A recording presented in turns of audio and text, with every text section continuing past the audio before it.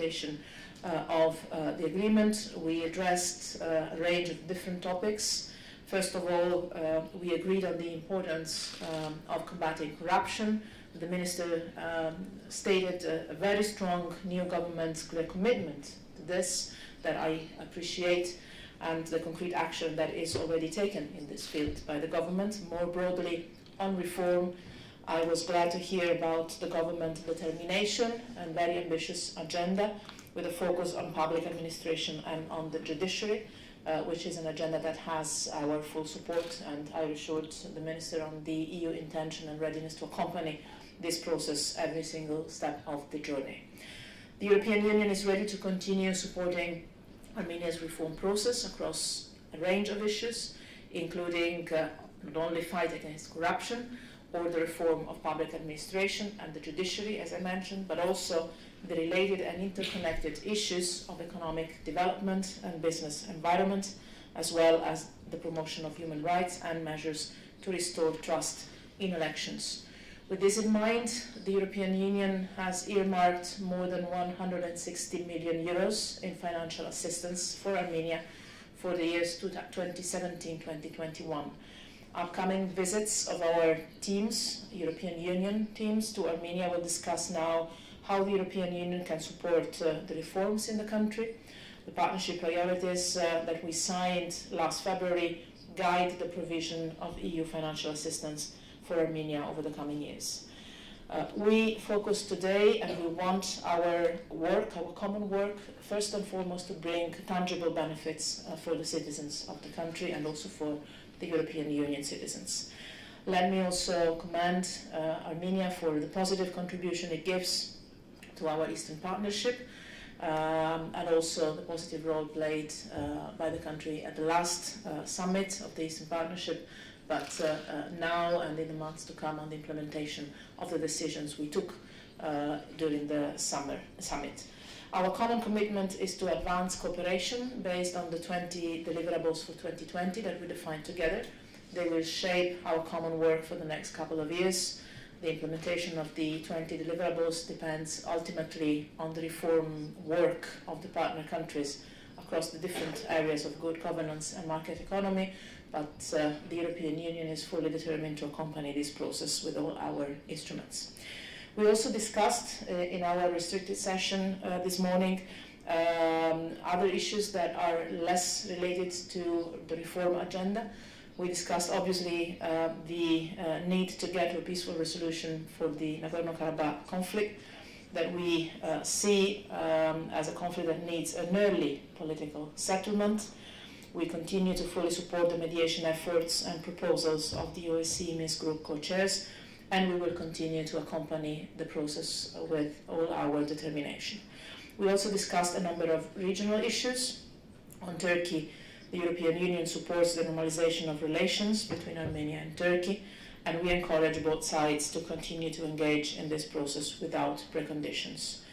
We also discussed the implementation of the nuclear agreement with Iran. I was pleased to hear the Minister's support to our work to preserve the nuclear deal with Iran, and we discussed ways to work together in that direction. We also addressed the situation in Syria that is of high concern for both of us, and I would like here to recognize and commend the hospitality and the protection that Armenia is giving to Syrian refugees that we also support financially. For the future, from what I've seen today, but I have no doubt, I have high hopes that the European Union-Armenia relations will make even greater progress in a spirit of partnership. That is the word we use to name our meetings and our agreements today. So we will work very closely together to ensure a successful implementation of our new agreements, and I was really pleased, Mr. Minister, to hear from you the determination of your government on the reform agenda, on the European Union partnership, on the partnership with the European Union, and on the perspective of working even more closely together in the months and years to come. So thank you very much for your presence here together with your delegation, and looking forward to continue the journey together. Minister Martsakian. Thank you very much. Thank you, Vice President. Representing Mogherini for the very warm welcome. This is indeed a very symbolic, important time in our relations, in that we have gathered for the first Partnership Council after the signing of the comprehensive and enhanced partnership agreement, and it is also happening at a time when which follows the important developments in Armenia.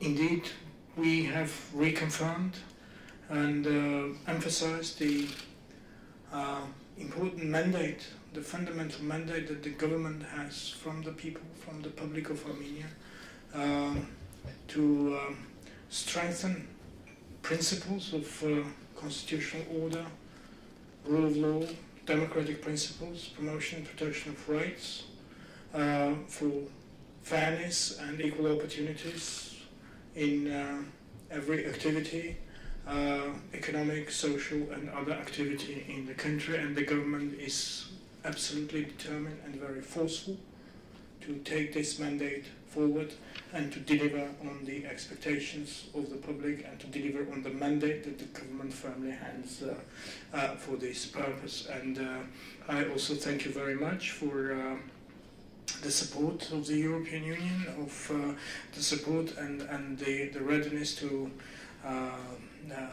work with us in promoting this agenda. You have been an important partner for Armenia on these matters, and we expect to take this further and to manifest it in support and assistance from the European Union. Our discussions today have focused, obviously, as the first EU-Armenia comprehensive, as the first Partnership Council has been taking place following the activation of the provisional application of the agreement. We focused on the implementation of the agreement. It is, for us, it's a landmark agreement in that it is not only the foundation of our relations, the legal foundations, but it's also a very important instrument for Armenia to advance its reforms, and also an expression of partnership based on the system of values that we share.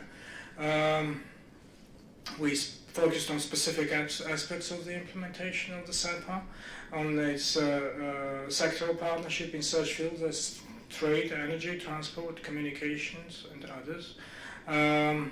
We have talked about the elaboration of a roadmap for the implementation of the SEPA. I just already mentioned that the SEPA has this phase of provisional application following the ratification of the agreement in the Armenian Parliament. So we do look forward and encourage all our partners, member states of the European Union, to accelerate the process of ratification in their parliaments. We have discussed the partnership priorities, EU-Armenia partnership priorities. It is another significant document that regulates and guides our cooperation. We also informed our partners in the European Union that we have been re-establishing the Interagency Commission, which is tasked to coordinate and monitor the implementation of the SEPA in our activities, in our work domestically. We stressed our commitment to actively interact with the Eastern Partnership within the Eastern Partnership framework. We attach importance to the Eastern Partnership 20 deliverables for 2020. We have exchanged information on the steps that have been already implemented in this regard. It is our conviction that this targeted action can contribute to the promotion of regional coherence, cooperation and dialogue between the EU and the Eastern neighbors, and amongst the partners themselves. We also exchanged views on launching the visa liberalization dialogue. It is an important commitment from the Riga Summit on the Eastern Partnership. We are taking steps on our side to we have been consistently taking our action and making steps towards the successful implementation of the visa facilitation and readmission agreement. and we are looking forward to move on with this agenda, and we insist to be judged on our own merit, and we also emphasize that visa liberalization is important in many ways, not least and perhaps mostly in that it will promote the people-to-people contact, promote more interaction amongst our public, and that is a very, very good way of fundamentally strengthening the relations we have with the European Union. We also, of course, we exchanged views on various issues on our international agenda, and the High Representative, Madam Mogherini, has already underlined the areas in which we have strong cooperation, and we share views and we work together on various issues of the global agenda. And amongst those, we have, of course, discussed the issue of Syria and the Iran nuclear deal. And amongst other things, we also, of course, discussed the Nagorno-Karabakh conflict. We have reiterated the position of the government on this, its strong commitment to the peaceful settlement of the conflict within the internationally agreed format of the OSCE Minsk Group co-chairmanship. I have once again underlined the emphasis we put on promoting an environment conducive to peace, and also we do rely on our partners in the European Union amongst its member states to make their contribution to such an environment which is conducive to peace, and to take such actions which do not work in the opposite direction. Then in this context, I would want to welcome and express our deep appreciation for the very consistent and strong support of the European Union to this process, the peaceful process within the OSCE Minsk Group co-chairmanship. I would like to thank you very much for the hospitality and hosting us today, for organizing the first council meeting. We have an excellent agenda together, and this was the first meeting we had today. We had an opportunity to meet briefly in New York when you were visiting and attending an important Security Council meeting. But this is the first time I had the opportunity in this new capacity to meet you, and I really thank you very much. I feel very comfortable and very confident, and thank you very much for all that friendship and partnership that you have been sharing, and you have been so generous to give. So once again, I look forward to continued work, continued cooperation, and continued engagement with you. We have an interesting and important agenda, whether it concerns our relations between Armenia, European Union, its member states, or whether it concerns the global agenda. The way in which we have managed to conduct this meeting, we finished our work much earlier, and this is an indication that we can work very productively and very constructively and efficiently, and I want this spirit to be sustained, and I think we have excellent work to do together. Thank you very much. Thank you very much. We have time for one or two questions, if there are any. Ricard? Thank you. Ricard Josiak, Radio Free Europe. Question for Madame Mogherini. There was talk a bit about the visas. So when do you think the Visa Liberalization Action Plan can be presented to Armenia? Will it still be this year, during your mandate? And from then on, I know that you don't like crystal balls and stuff like that, but when can we look at a similar situation, a visa lib situation for Armenia similar to that of Georgia, Ukraine and Moldova? We discussed the launching of visa liberalization dialogue during our council, and I know how important this is for not only the government but for the citizens of the country, and I understand it fully. As you know very well, we have two different steps, somehow, two different phases. Today we discussed about the implementation of the visa facilitation and readmission agreements that we have in place. As you know, this is somehow a technical requirement to move forward to the next step. So this was, I think, a good and useful exercise we did today in the presence of all the member states that join us as always for our council meetings. And that technical precondition then could lead to start a visa liberalization dialogue with visa-free regime as a final goal. That is a decision in the hands of the Council that requires a Council decision, as you know. It's a question to be put more to Member States than to myself.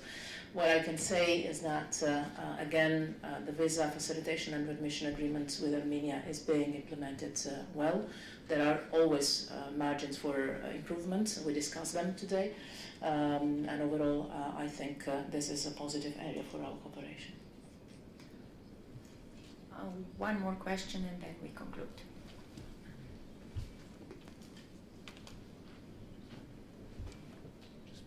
Hi, my name is Ben from Political Europe. A question on the financial support.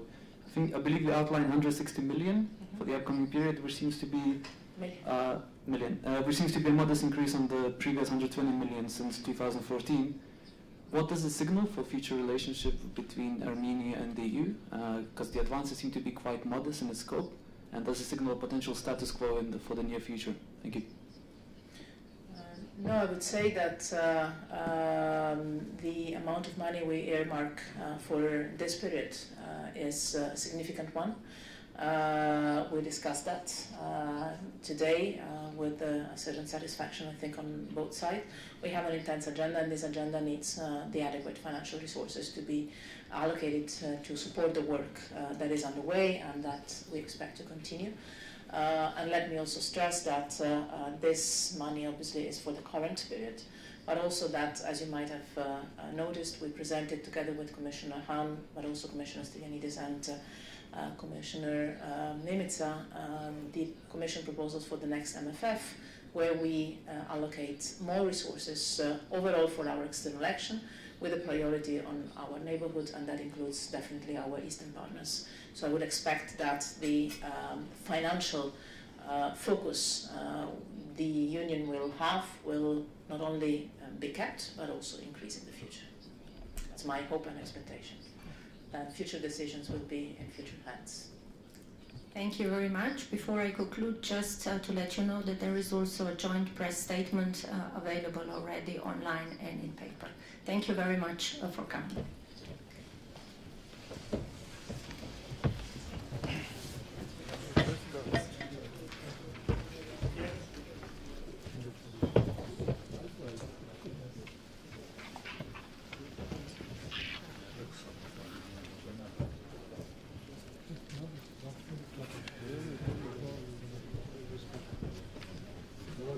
Thank you.